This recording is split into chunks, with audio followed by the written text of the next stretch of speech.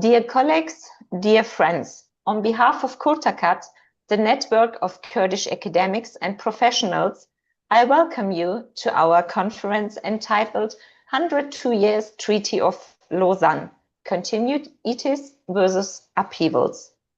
A history of denial, assimilation and annihilation began 102 years ago with the Treaty of Lausanne. A new chapter was opened with Kurdish political leader Abdullah Öcalan's call for peace and a democratic society on 27 February 2025. With today's conference, we would like to talk about the effects of the Treaty of Lausanne and point out possibilities for a new social contract. I'm delighted that we are talking to two experts about this today, Professor Naif Bezwan and Ceylan Akca. Professor Naif Bezwan is currently working as senior scientist and head of research project on the Kurdish self-determination conflict and conflict resolution at the University of Vienna's Department of Constitutional and Administrative Law. He acts as visiting professor with the Faculty of Business and Law at the University of Middlesex, London, and has also acted as research professor at the University of Kurdistan, Hewler. Ceylan Akca graduated from Dokuz Eylül University, Department of American Culture and Literature. She worked as a foreign language lecturer at the Ankara University and as a consultant for the People's Democratic Party. Ceylan was elected as an MP for Diyarbakir from DEM Party in the 2023 Turkish general elections. We will first listen to both presentations and then there will be a Q&A session. Now we start with you, Naif, and your speech entitled The Kurdish Self-Determination Question and the Treaty of Lausanne, Legacies and Lessons. Please, the floor is yours. Thank you very much indeed, Dersim, for the invitation. And I'm really very happy to be with you. My presentation would,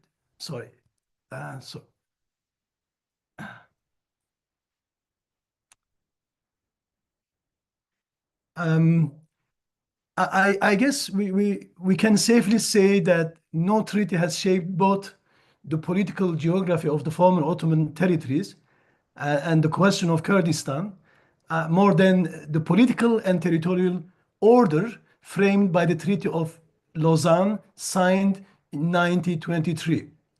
It does so by redrawing of new political borders, by partitioning of territories, by reconfiguration of power relations and demarcation of new spheres of influence and establishment of new polities in the former territories of the Ottoman Empire. This presentation will address the causal and historical relationship between the Kurdish self-determination conflict and the construction of the post-war order in the former territories of the Ottoman Empire in the Middle East and in Asia Minor, while focusing on the linkage between the Treaty of Lausanne and emerging an emergence of Kurdish self-determination conflict. The presentation will also address legacies that stand in the way of political and peaceful resolution of the Kurdish question in Turkey and what lesson can be drawn from the Lausanne Treaty and to overcome its denialist and colonial legacies. The underlying argument of this, the underlying argument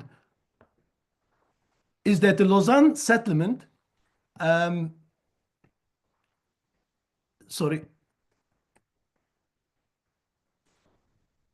again, the underlying argument of this settlement is that the Lausanne Treaty and along with the ensuing border agreement and security arrangement concluded between Turkey, the British Mandate State of Iraq, the French mandate of Syria and Iran brought about the Kurdish self-determination conflict, shaped the trajectories, its trajectories with lasting effects on the current conflicts over Kurdish claims for self-rule within all region of Kurdistan across 4 states.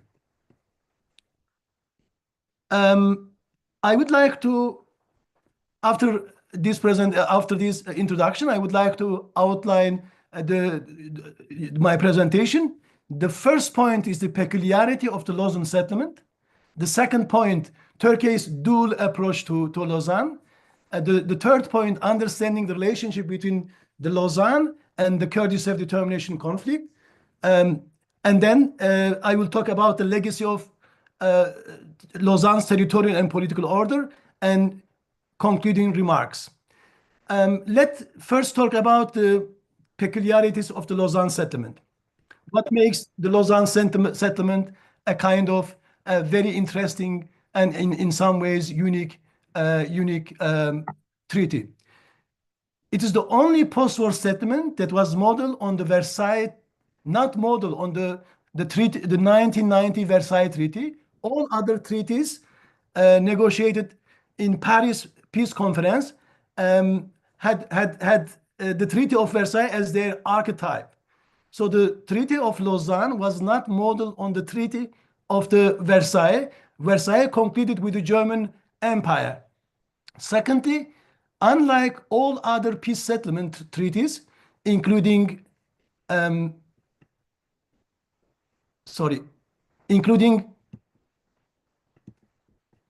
1927 treaty, Lausanne was also the only post-war treaty into which the most preeminent post-war institution in international relations, namely the Covenant of the League of Nations, was not integrated. So the Lausanne was not integrated in the Covenant, the opposite. The Covenant of the League of Nations was not integrated, was not part and parcel of Treaty of Lausanne. Thirdly, the third peculiarities or peculiar feature of Lausanne, Turkey, and more precisely a delegation sent by the Kemalist-led Grand National Assembly in Turkey, in Ankara, was the only side which was recognized and invited by the Allied and associated powers as the only stakeholder representing the whole of the remaining territories and population in the Ottoman in the Ottoman Middle East and Asia Minor. All other stakeholders, such as Arabs, Armenians, and Kurds, and many others, were entirely excluded from the negotiation process at Lausanne. The fourth peculiarity of the Lausanne Treaty, the question of Kurdistan, namely the communal right and aspiration of the Kurds, though subject of intense discussion and controversy between Great Britain and Turkey during the conference, was entirely omitted from the final text of treaty. So no mention of Kurd and Kurdistan in the final treaty and any of the instruments of the treaty under investigation. My second point is Turkey's double approach to Lausanne. And I would try to make clear what I mean by this double approach. Depending on shifting geopolitical circumstances and domestic power configuration, Turkey has adopted both a revisionist and a pro-status quo approach towards the territorial and political settlement of Lausanne. The revisionist approach involves expansionist policy and practice that aim to go beyond the territorial scope and normative limitation laid down by the treaty. In contrast, the pro-status quo approach entails sanctifying the territorial integrity, the unity of state, the indivisibility of nation as political instruments to justify politics of ethnic domination over non-Turkish peoples of Turkey. In light of this double strategy, the Lausanne Treaty has been regarded on the one hand as the foundational treaty of the state. As such, it constitutes It's preceding, defining, and being above the Constitution. Is a foundational document. This understanding of treaty has not prevented various Turkish governments from pursuing pronouncedly revisionist policy if and when geopolitical opportunity structure were considered favorable or are considered favorable. After mentioning a couple of peculiarities of the Lausanne Treaty, I would like to mention some major revision of the treaty. The first major revision of the treaty was of the Lausanne Treaty was the incorporation of former Sancak of Alexandria, present-day Hatay, in 1938. This was actually, on the one hand, Turkey sanctifies the Treaty of Lausanne, but there was a couple of important revision to Lausanne Agreement, and one of major revision was the inclusion of Hatay, or the incorporation of Hatay into Turkey. The second major revision of the treaty was the attainment of full sovereignty, Turkish control over the strait, that is, control over the strategically vital link between the Black Sea and Mediterranean Sea.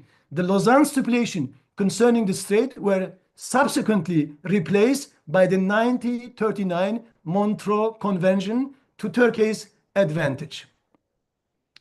This revisionist approach has also figured prominently in the permanent dilution and fundamental restriction of the minority protection rights set forth by Article 37 and 45 of the treaty.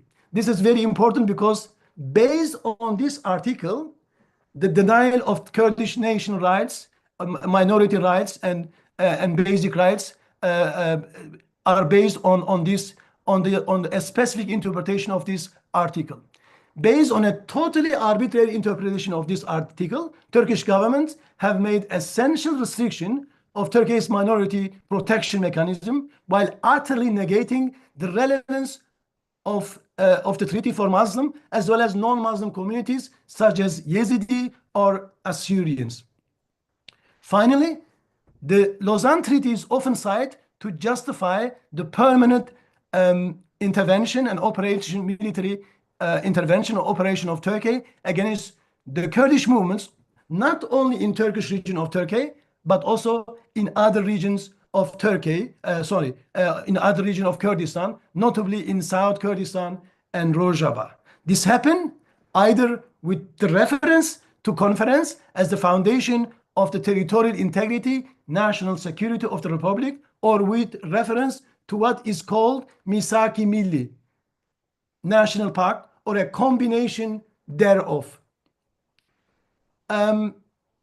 It's very interesting how, for example, the President Erdogan approach to Lausanne to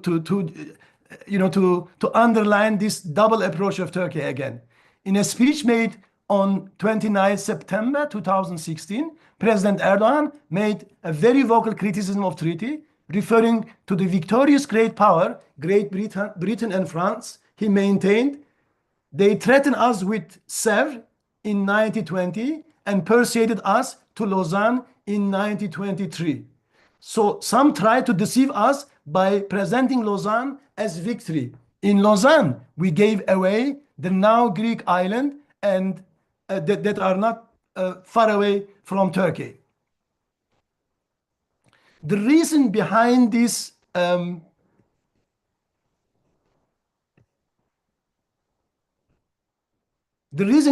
fundamental questioning seems to lie in the fact that the territorial arrangement made by the treaty and subsequent border agreements are increasingly deemed incompatible with Turkey's new assertive and expansionist policy and practices, which extend far beyond Turkey's border, as is the case in Syria, in Iraq, in Caucasus, Libya, and Eastern Mediterranean Sea.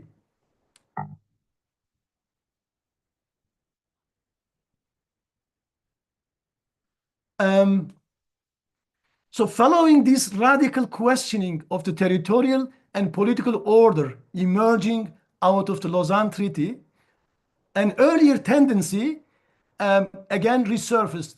Lausanne, designated as a Turkey's tapu senedi, the certificate of title for land. It's very, very interesting and revealing, very revealing and interesting designation indeed.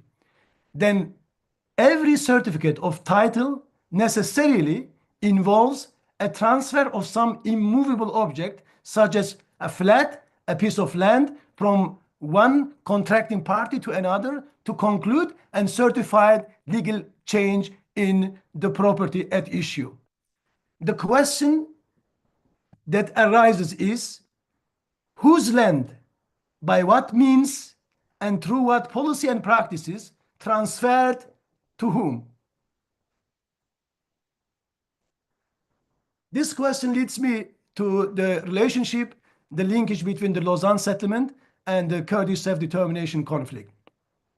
Various Turkish governments have resolutely counteracted every effort at changing the Lausanne-induced status quo, on the one hand, as mentioned, for example, in favor of the Kurds, while regularly transgressing the terms of Lausanne by resorting to expansionist policy and practices, for example, with reference to the National Pact or Misaki Milli.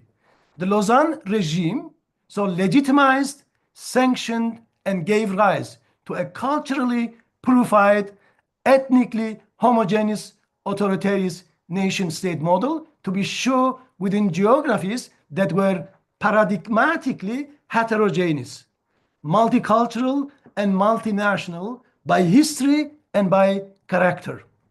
This historical process was in turn accompanied and culminated in the establishment of forms of direct rule by the state in question over the predominantly Kurdish inhabited territories. When I say state in question, I mean Turkey, Iran, Iraq, and Syria. I mean so-called Kurdish host states.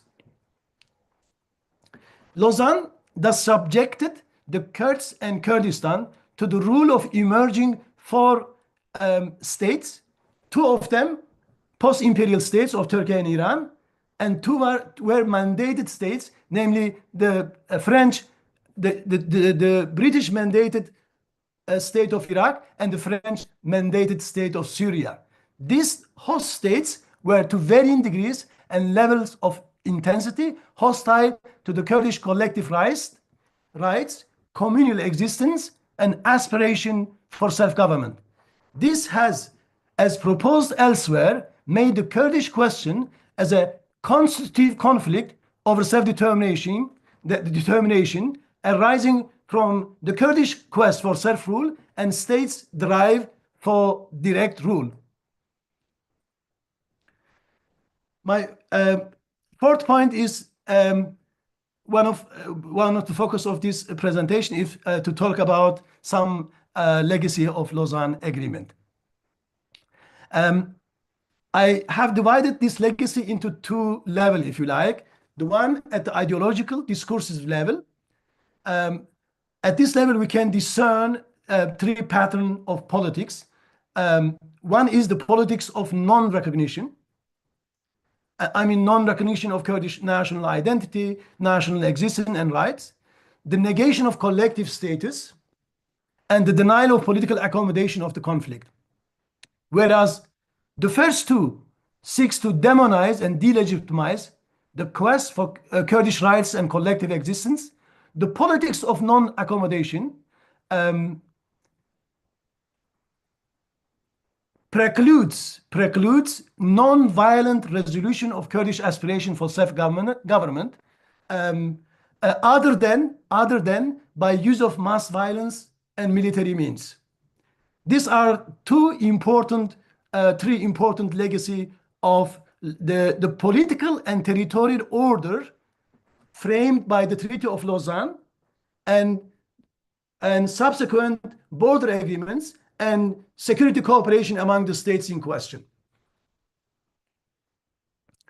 At political and operational level, a composite of policies and practices of negation, assimilation, and elimination. Again, negation of the national right and existence of Kurds, assimilation of them into the dominant society by forceful means, and if not, elimination. These three, negation, assimilation, and elimination policy, to differing extent and intensity, define the political and administrative system as well as ideological orientation of the state of Turkey, Iran, Iraq, and Syria. The continued refusal of recognition, the negation of status, and the denial of political accommodation in turns not only acts as very important, significant, and persistent source of authoritarianism in this country, but also serve as a driving forces behind the ongoing Kurdish conflicts over self-determination in all regions of Kurdistan currently. So some concluding remark, and overcoming Lausanne's legacy. The root causes of the continued Kurdish self-determination conflict across 4 states can then be traced back to the territorial and political order that was created through the Treaty of Lausanne, the ensuing border agreements concluded among the emerging states of Turkey, Iran, Iraq, and Syria in the interwar period of 1920s and 1930s. When I talk about Lausanne, I mean not just the treaty, but also the border agreement after Lausanne and the security cooperation among the states. So we shall understand Lausanne as a complex, as a regime actually, in that sense. This also includes many security cooperation agreements such as Sadabad Pact and Baghdad Pact and many others between Great Britain, Pakistan, Iran, and then Iran, Iraq, and Turkey, and so on and so forth. So this is that is meant by Lausanne regime, not just the treaty itself, but the border agreements and these security arrangements and cooperation until today, actually, so-called hot pursuit agreements and many others, and permanent intervention in Syria and in Iraqi Kurdistan and in other regions. To summarize, we can talk about a tripartite exclusion of the Kurds through the political and territorial order framed by Lausanne Agreement. First, no state of their own in the emerging post-war order after First World War order. Second, no minority rights within the newly established states of Turkey, Iran, Iraq, and Syria. So no state of their own, no minority rights. And third, no rights to equal citizenship, as they has been fundamentally undermined by the state's supremacist identity construction and official ideologies, which have been, to different extent, adopted by government of all 4 states. You know, Baathism in Iraq and Syria, Kemalism or other state ideologies in Turkey, and also Khomeinism or many others ideology in Iraq. So these state ideologies and identity construction also undermine the right to equal citizenship for the Kurds. So that is why I am talking of the tripartite exclusion of the Kurds after the Treaty of Lausanne. The settlement, I mean the Lausanne settlement, a territorial order and political order conceived of Lausanne, resulted in the politics of non-recognition, non-status, and non-accommodation of Kurdish claims for self-rule. Whereas the first 2 seek to demonize and delegitimize the Kurdish quest for rights and collective existence, the politics of non-recognition, again, precludes any resolution of Kurdish aspiration for self-government other than by the use of mass violence and military means. What can we, in terms of overcoming the legacy of Lausanne, what can we say?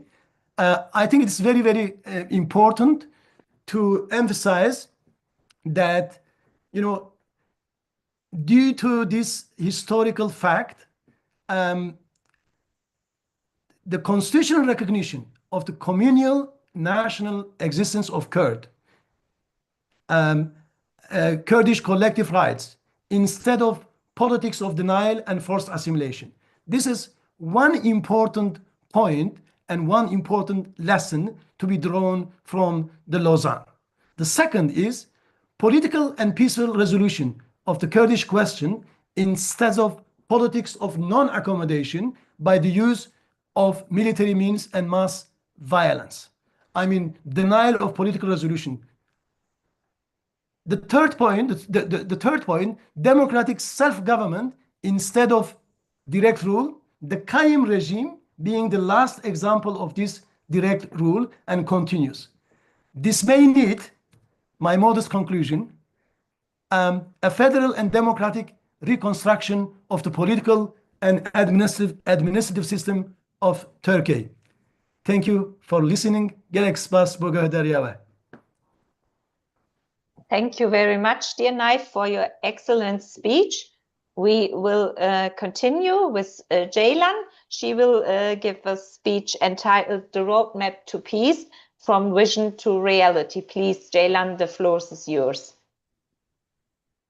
Thank you so much, Dersim, for having me with such an expert, Mr. Naif.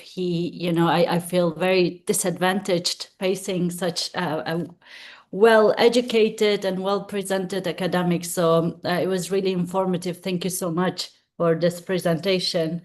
I'm going to start with a joke, as I always do with every speech, whatever I speak. So the joke is that in Turkey, since the acceptance of Lausanne, there have been this myth of there's a secret article in Lausanne, and on the 100th year, the secret article will be revealed, and now we're going to be aware of the secret treasures of Turkey, the mines that the big powers, the imperial powers, are not allowing us to dig through, the treasures that we are not allowed to access.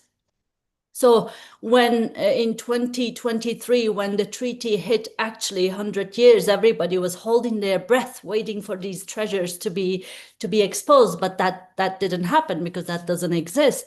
But I argue that it might be true. And this hidden treasure of this treaty is actually the Kurds and all those groups that were disregarded in the making of this treaty, that were not named in the treaty. So I will try to argue that the treaty needs rewriting because it's completely lacking the inclusion of these treasures, the Kurds, the Alevis, the Yazidis, the Assyrians, the many peoples of Anatolia and Mesopotamia. So Mr. Naif really well documented how Lausanne has solidified the omission of peoples and institutionalized the discrimination and the exclusion of peoples.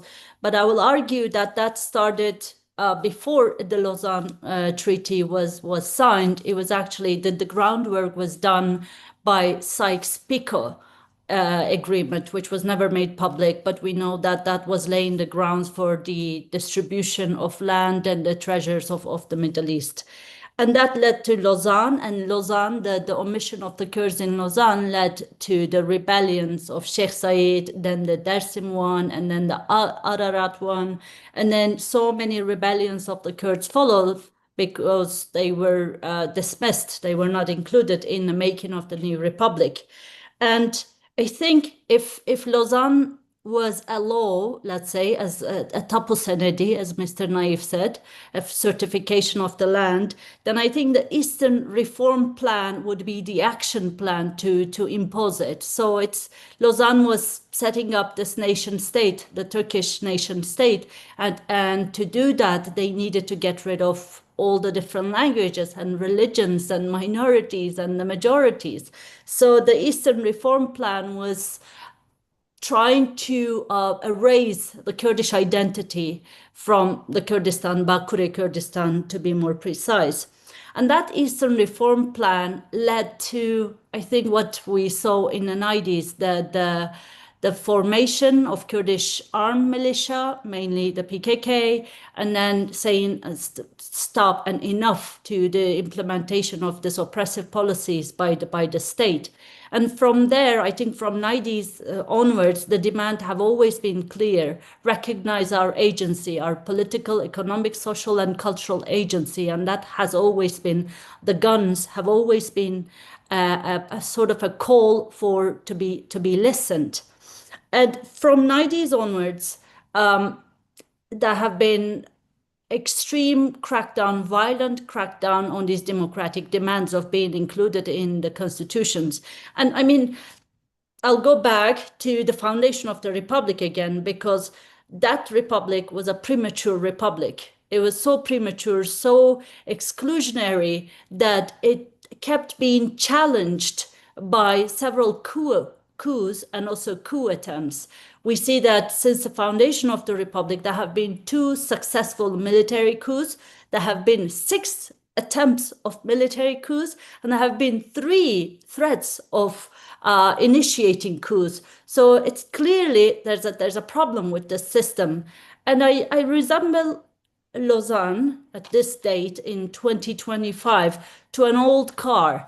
Turkey is trying to reach its full potential, but it's trying to do it with a 100-year-long old machine, and it's trying to find out why it's so slow. It is slow because this treaty was made for the needs of the Turks who lived in 1923, not for the needs of the peoples of Turkey who live in 2025. So it definitely needs an update. It needs to be rewritten. And that's why we talk about Lausanne in the updating of it. We say that there's a need for a social Lausanne, a new contract, a new social contract.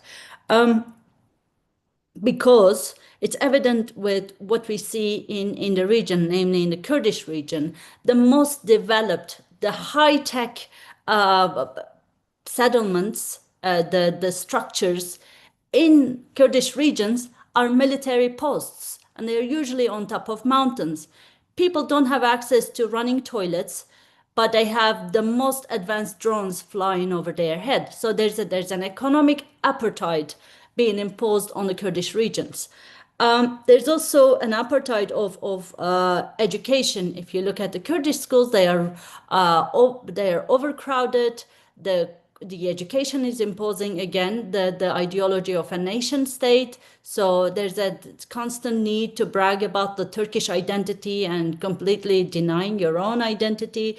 There's also a social, I will call this an apartheid as well, because we keep seeing these racist attacks towards the Kurds who live in Turkish cities, namely Istanbul, Izmir, and so on. When they exhibit any sign of Kurdishness, they are immediately attacked and being attacked. So that shows that there's a social exclusion, there's an economic exclusion, there's a political exclusion by the implementation of the Qayyum system, where Kurds keep picking people to govern them, and those that they pick to govern them end up in prison. It's almost being a Kurdish politician guarantees you a way to prison. So, and also if you're a Kurdish voter, it guarantees that you will never be governed, you will never be represented by the people that you have chosen in the first place. So that needs a new social contract. We need a new social contract that respects the Kurdish agency, as I said, the Kurdish political, social, economic, and cultural agency. So how are we going to do that? What are we talking about when we talk about replacing Lausanne? Lausanne came at the end of an independence war that Turks had, which led to the foundation of a nation state. But we say that there's in 100 year of the Republic, in 100 year of Lausanne, we need to write a new social contract. So that social contract should have a democratic nation instead of one nation. That social contract needs to talk about a democratic republic. So what is a democratic republic? A democratic republic is a decentralized body, a governing body. A democratic republic is not centralizing the power and trying to run everything from one center, but gives the power to people, so the power comes from the people. A democratic republic also gets rid of those artificial borders, those engineered borders in the Middle East, because right now we see that so many new economic financial routes are being built. Namely, Turkey is trying to build this development road, but it's facing the issue of Lausanne, the 100-year long Lausanne that is blocking Turkey from imposing this development road, because borders are there. Nation states love border, but having economic partnerships require looser borders. So now they understand the idea of having decentralized states, having looser borders, having more contact with the people. So the time is fitting their agenda as well. The time is allowing us to pursue this idea that we could have an inclusive constitution. The Turkish constitution, the one that we have at the moment now, is just ignoring everyone. So that's why we discussed, if we're going to have a democratic nation, if we're going to have a democratic republic, that could only be done with the rewriting of a democratic constitution. So when the constitution is going to be discussed in this parliament, where I'm speaking to you right now today, that this parliament needs to have no red lines, because Lausanne was made with lots of red lines, and I think that in 100 years of this treaty, there should be no red lines when we discuss a new social contract, which will be named a constitution. So that's why I and my party, we value a lot the call that was made on 27th of February. We say that, it's a call for peace and democratic society, and that could be the new social contract that Turkey could have. So what does that mean? What are we going to do with the call for peace and a democratic society? It's talking about a new definition of the brotherhood between peoples, not just Turks and Kurds, but also Alevis and Sunnis, but also Yazidis and the Assyrians. And the new constitution needs to recognize all these identities. The new constitution should include protection of the agencies of these people. The new constitution should at least have an open mind to decentralizing power, and the new constitution should include gender justice of the women that were ignored from the talks, from the process since the foundation of the republic. And the new constitution should guarantee, protect the access to fair and free elections. It needs to ensure a just and an independent judiciary and also a media. It should allow civic governance. It should allow local control over resources. It should allow people to be able to make decisions over what will be built in their regions, whether they will consent to mines being opened on their mountains, whether they would allow the building of dams in their regions. So this is giving more power to the local powers. And also finally investing, relocating investments to the areas that have been long ignored in the militarized, in the authoritarian states. And I think in essence, what I'm trying to say is that the new constitution, the new social contract should ensure justice for everyone that have been living under this long entrenched, institutionalized injustice that was imposed by imperial powers who were prioritizing their own economic interests over the well-being of the peoples, the indigenous peoples of the Middle East, and namely the Kurds in this question. And I think I will finish again with another joke. Most people, when they talk about Tom Barak, traveling across Middle East. They keep saying a ghost is traveling over the Middle East, and the ghost of Sykes and Picot, the ghost of Lausanne is traveling over the Middle East. And I think maybe Middle East, seeing what's happening in Syria now, again, an imposition of a nation state again, an imposition of a unitary state again, maybe what Middle East needs now is an exorcism of that ghost that is imposing these unitary structures that don't work, that have proven that they don't work. So maybe Lausanne does not only come with a social contract, but a little bit of exorcism. Thank you. Thank you very much, dear Ceylan, for your excellent contribution. Now, before giving the floor to the participants, I would like to ask a question to Naif. In the context of the new dialogue process, discussions were held on the Sèvres and the Lausanne Treaty. May I ask you to comment on these discussions, the discussions regarding the Sèvres and Lausanne Treaty? Just short comments. Thank you. Both treaties should be seen in the context of a colonial partition of the people and territories in the Middle East, in the post-Ottoman situation, if you like.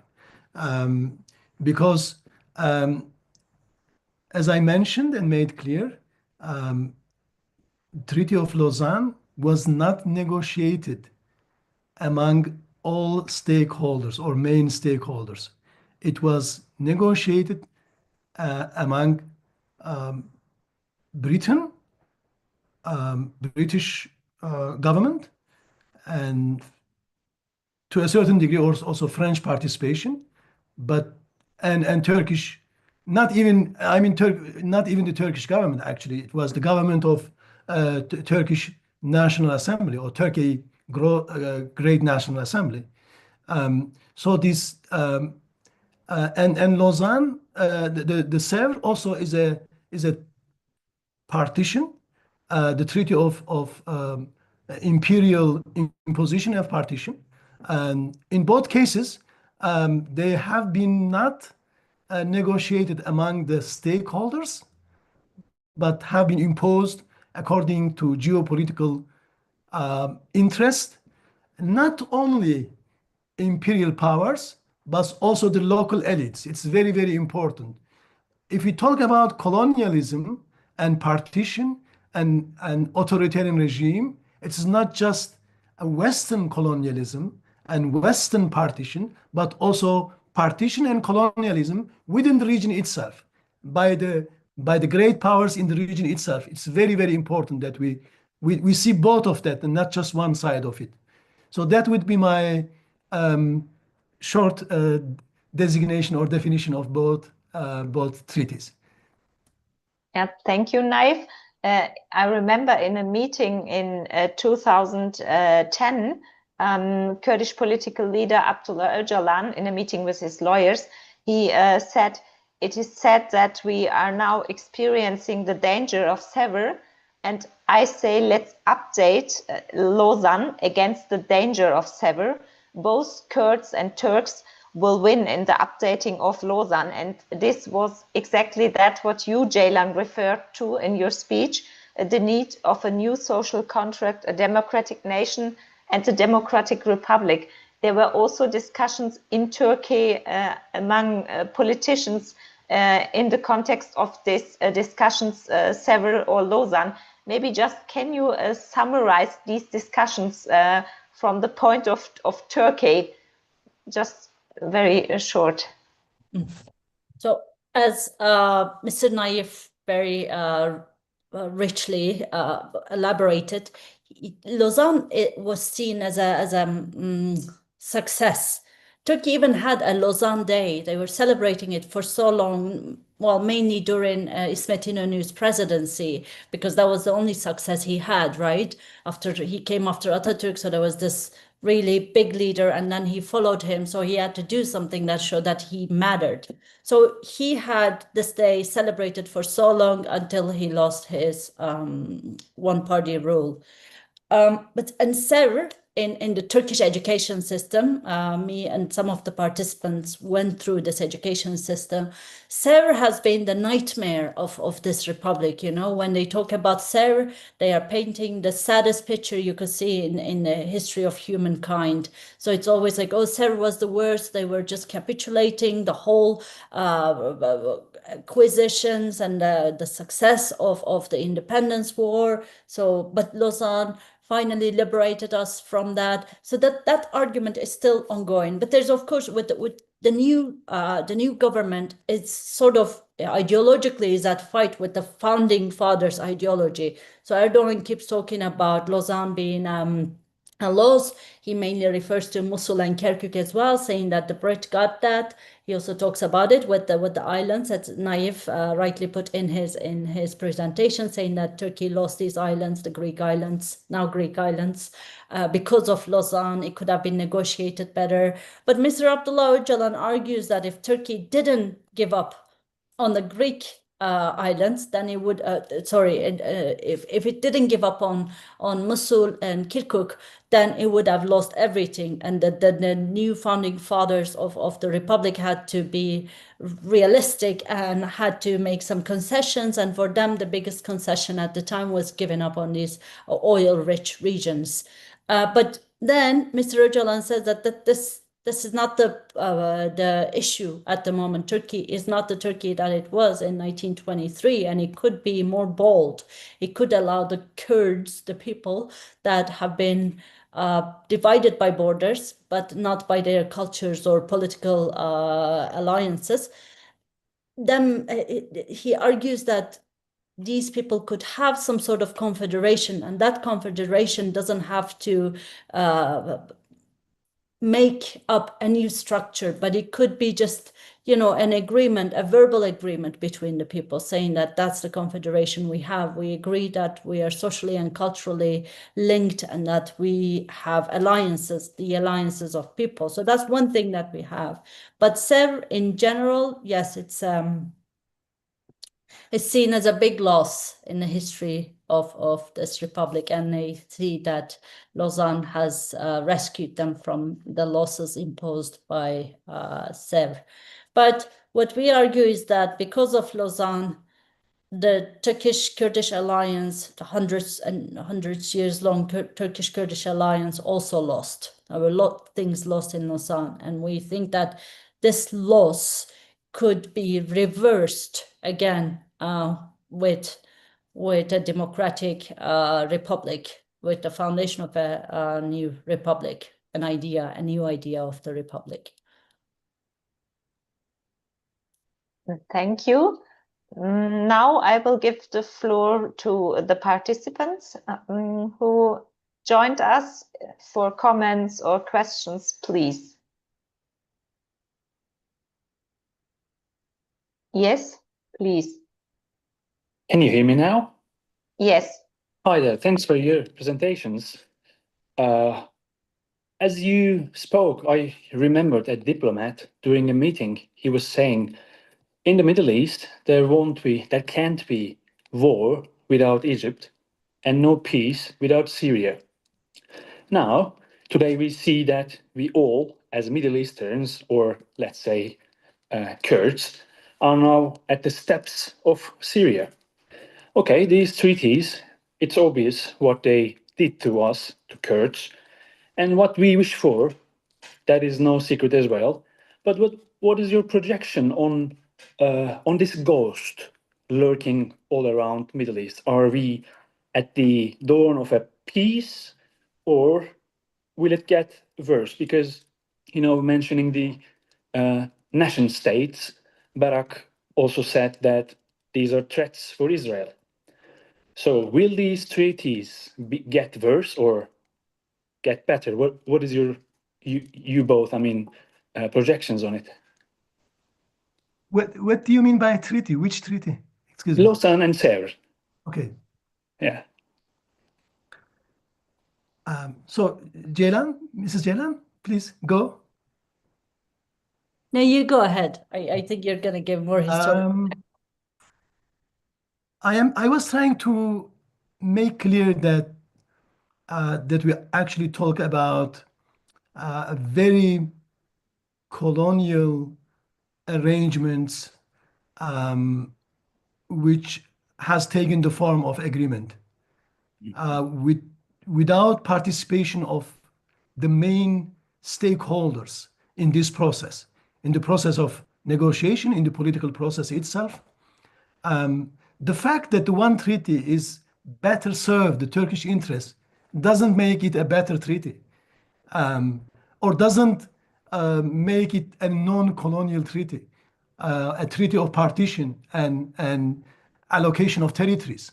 And so, from the Turkish, perspective, Lausanne is tapu senedi because they have been allocated some territories, mostly the Kurdish territories, and served has been a kind of syndrome, a national syndrome, or kind of paradigm of evil, because there were a semi-Kurdish region and an Armenian state was mentioned in this treaty. So both of them to be rejected, both of them is colonial, and both of them wouldn't have served and have not served the cause of justice, peace, and coexistence among people. And I should also mention that all societies in the Middle East, including Kurdish society, a paradigm example of federal society. I mean, by federal society, I mean that there are different regions, different cultural groups, even within one nation. Let's say within the Kurdish nation. Yeah, there are different, linguistic and cultural and also religious differences, and all these differences should be accommodated through a federal structures. And that is why this homogeneous nation state model, this supremacist nation state model, this is beyond this is beyond nation state. It's a supremacist ideology of nation states. So one nation, one dominant nation, one dominant religious, and so on and so forth, have been the main cause, main driver of conflict, and also main driver behind the Kurdish self-determination conflict, and many other conflicts actually, including Palestinian conflict and other conflicts too. Including Cyprus. I mean, there's an article about Cyprus and what happens to Cypriots. Yes, of course. Lausanne is actually the source of many issues, right?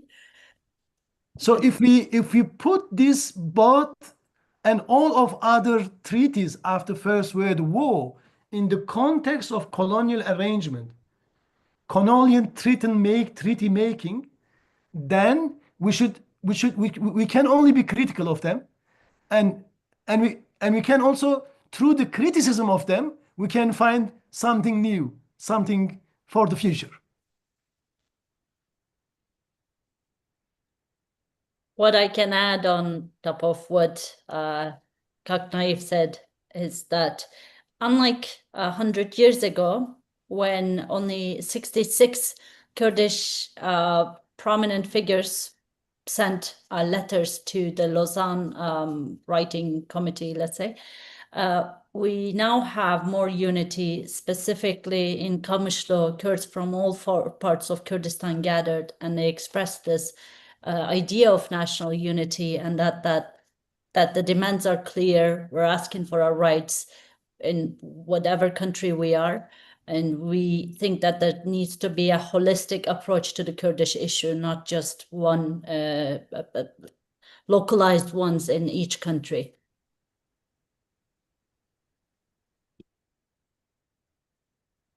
Thank you. Any other questions, comments? Can I ask a question if you can hear me now? Yes, please. Okay, I'll try to open my camera. So can you see me now? Yes. Rojbash. I'm from Rojava, from Kamshlo. I think I'm the only one who's not from Bakur here, seems to me. Well, Kherati. you just mentioned Dr. Bezwan. We talked once on the phone. I don't know if you remember me.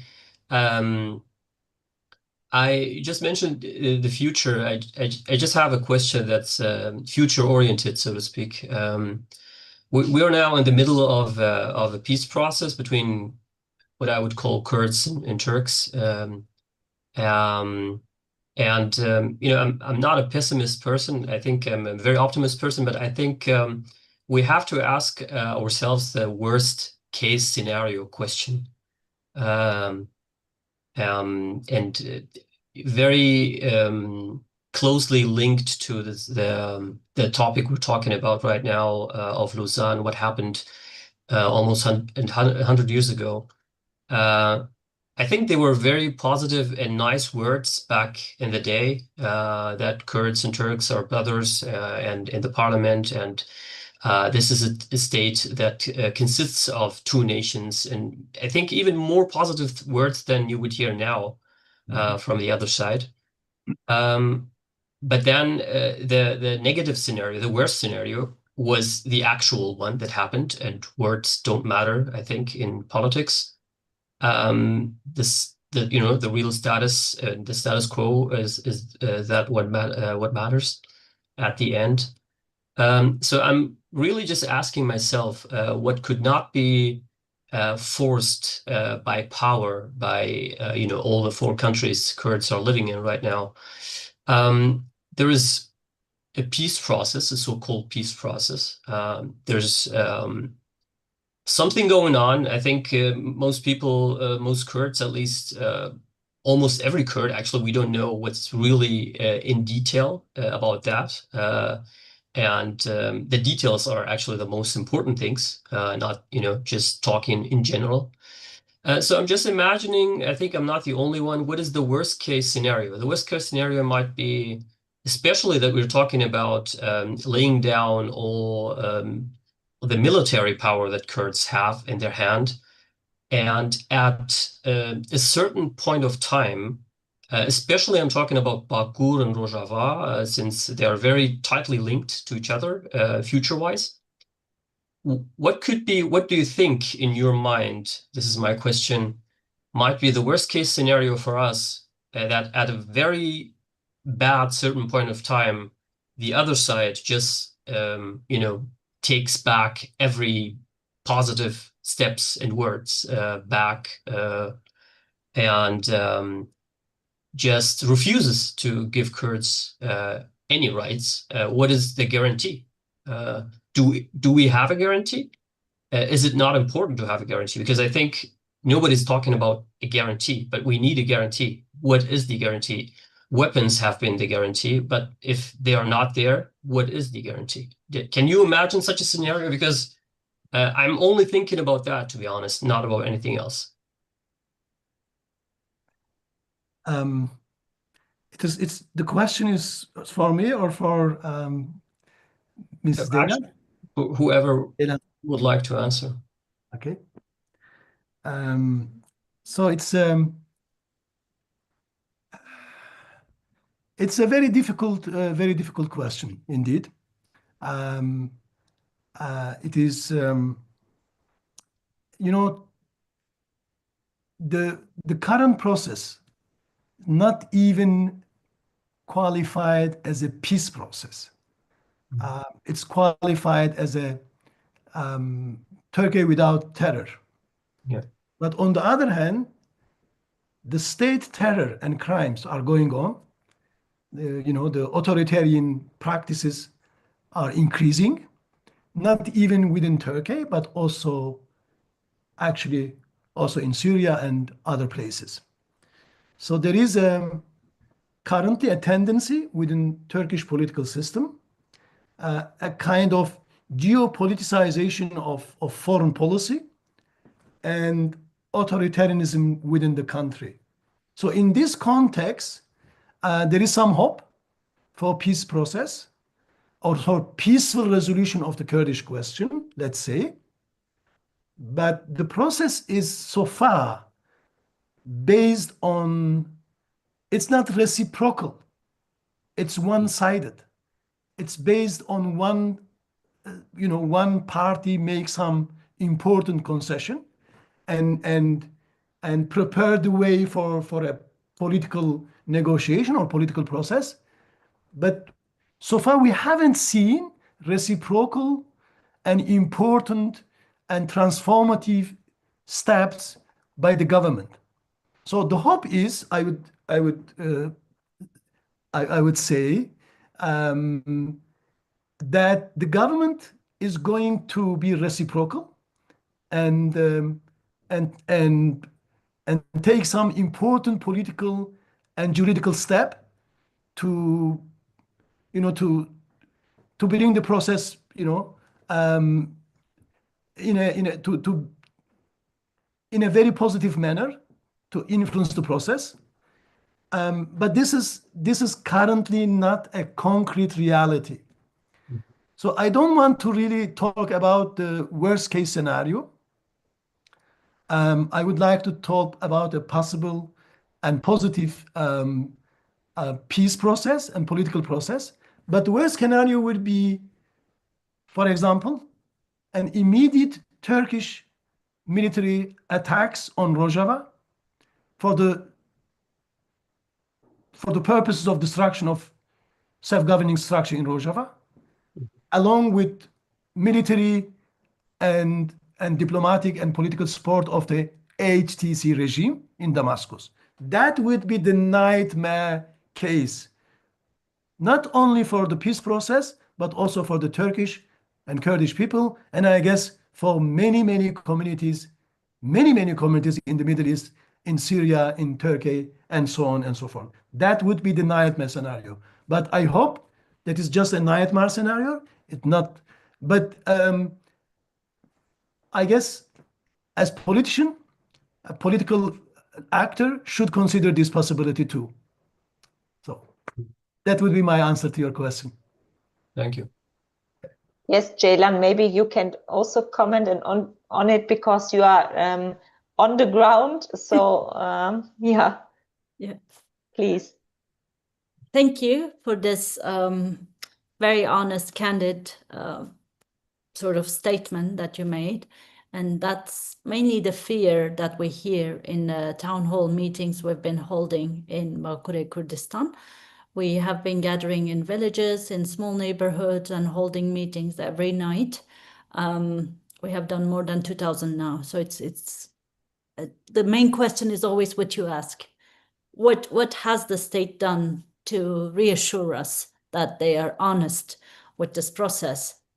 And the answer is nothing, because we don't put our faith in the state that has failed us 5 times before. This is the 6th attempt to solve this issue. And in the 6 attempts that 6 processes that we have seen, instead of waiting for some things to be given to us, we just do our reconstruction efforts. So we're talking about a democratic nation. We're talking about a democratic republic. Instead of waiting for some politicians to go in front of cameras and say that we have declared democratic republic, what we do is we build it on the ground. We meet with people. We try to implement that through our policies, through municipalities, through our direct engagements with the people, through our initiatives, civil initiatives that we have. Kind of what you have done in Rojava. Instead of waiting for someone to tell you that, okay, now it's your time for a revolution, you just did the revolution and then people named it afterwards. And I think in the previous talks, the thing that broke the talks here was Syria, because Kurds were gaining power in Syria, and that broke the process here. And right now we're facing the same dilemma that we hear it from the Turkish foreign minister, we hear it from Turkish generals. They all they speak of lots of threats towards Rojava. And I think if something was to break this process, it would be attacks on Rojava, because I think for all other 3 parts of Kurdistan except Rojava is, most people say it's the apple of our eye, right? If something was to happen to Rojava, it would trigger the Kurdish nationalism, let's say, the Kurdish outrage, if something was to happen to Rojava. So we all have our eyes on you instead of here. And I think all 3 parts are ready to make all kinds of sacrifices to make sure that Rojava continues to survive.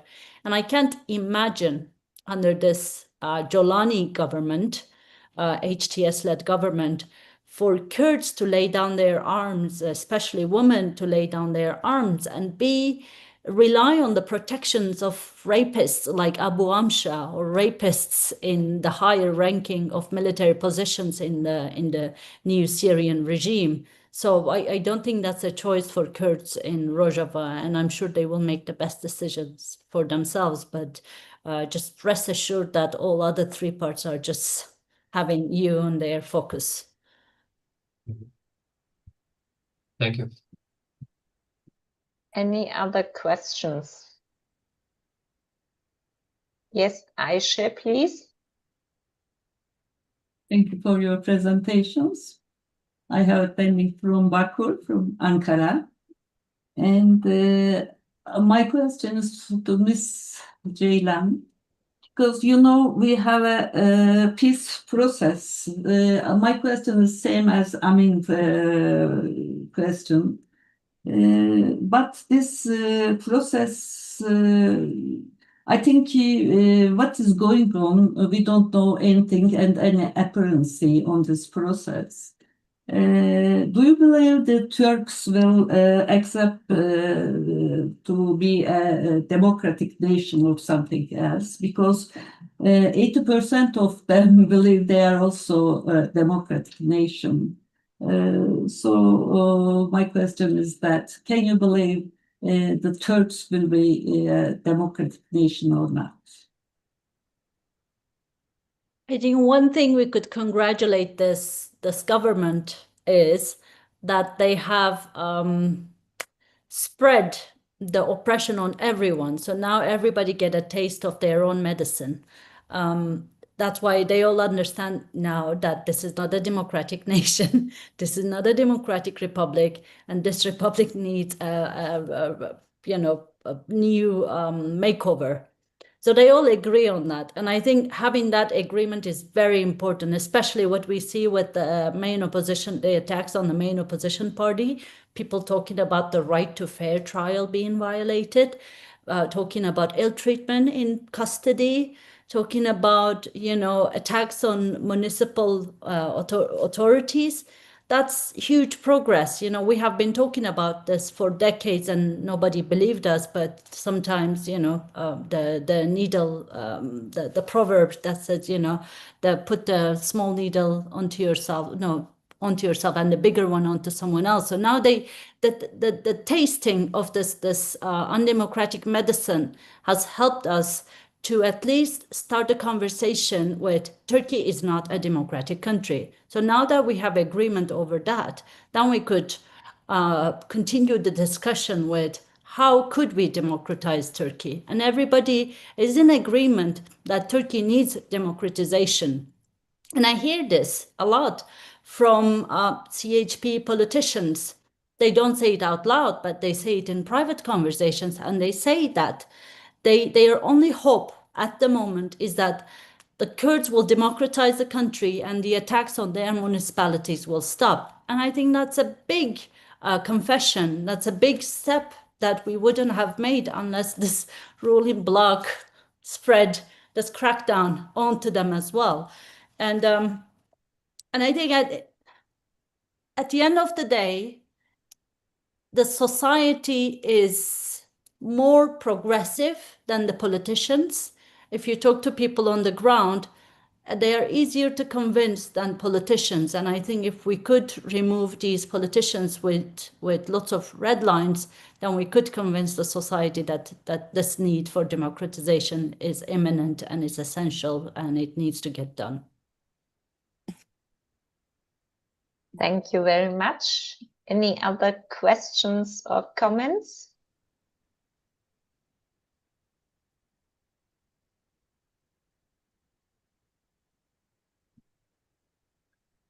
Okay, then I would like to thank you, dear Ceylan and dear Naif, for sharing your expertise with us tonight. Ceylan, it's really a pleasure to have you with us as Kurtakat, as we really like your speeches starting with jokes and finishing with jokes. It was also in our Instagram live talk last year, and this was very good. So we hope that we can count on your support in the future too. Also your support, Naif. Thank you very much. And with the hope that we can overcome the Lausanne Treaty and establish a new social contract, I would also like to thank our participants and say goodbye to all of you. Take care and see you again at another event of Kurtakat. Thanks again. Bye. Thank you. Thank Bye, you. everyone. Bye. Thank you. Bye. Bye. Ciao.